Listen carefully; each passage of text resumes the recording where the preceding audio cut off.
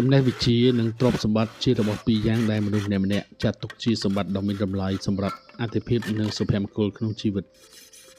ប៉ុន្តែមនុស្សយើងម្នាក់ៗកើតមកមិនបានវិខ្ចប់មកជាមួយនៅទ្រព្យសម្បត្តិទាំងនោះទេមានន័យថាប្រសិនបើយើងម្នាក់ៗមិនខិតខំប្រឹងប្រែងស្វាធ្យាយរិះរកទេគឺយើងមិនបានទទួលសម្បត្តិទាំងពីរនោះឡើយសមដោយសុភាសិតមួយចែងថាចេះពីរៀនមានពីរក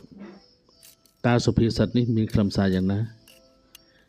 ជាការពិតណាស់អ្វីៗគ្រប់យ៉ាងអាចកើតមានឡើងអាស្រ័យលើការខិតខំប្រឹងប្រែងតស៊ូអំណត់ព្យាយាមគ្រប់យ៉ាងនិងគ្រប់ពេលវេលាចំណេះវិជ្ជាគ្រប់យ៉ាងសុទ្ធតែបានមកពីការរៀនសូត្រសន្សំមួយថ្ងៃបន្តិចរាប់សិបឆ្នាំឬពេញមួយជីវិតមិនមាននរណាម្នាក់ចេះឯងដោយមិនបានរៀនសូត្រនោះទេជាក់ស្ដែងសិស្សានុសិស្សនិស្សិតទាំងឡាយបានខិតខំប្រឹងប្រែងក្រេបជញ្ជក់យកចំណេះវិជ្ជា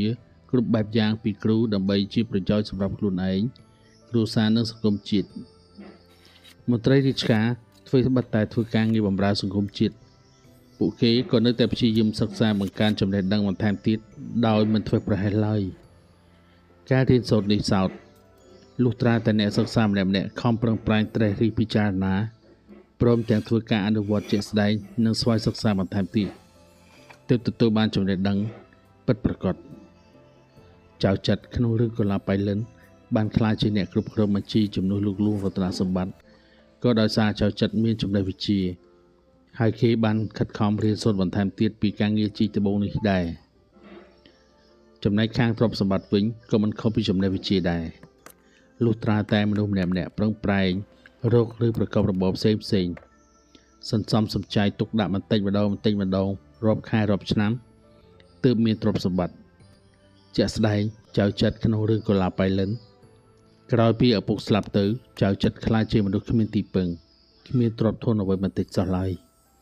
ប៉ុន្តែក្រោយពីខ្លួនបានធ្វើកម្មករត្បូងនៅផ្ទះលួងរតនសម្បត្តិចៅចិត្របានខិតខំប្រឹងប្រែងសិក្សាធ្វើការគ្រប់យ៉ាងមិនរើសអើងការងារឡើយការខិតខំប្រឹងប្រែងតស៊ូអំណត់ព្យាយាមនេះ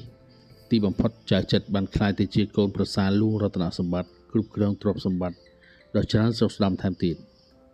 នេះដោយសារការខិតខំប្រឹងប្រែងតស៊ូអំណត់គ្រប់ការងាររបស់ចៅចិត្រតាមការបកស្រាយនេះយើងឃើញថា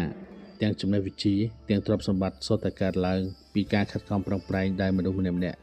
ទទួលបានចំណេះវិជ្ជាពីការខិតខំប្រឹងប្រែងតស៊ូរៀន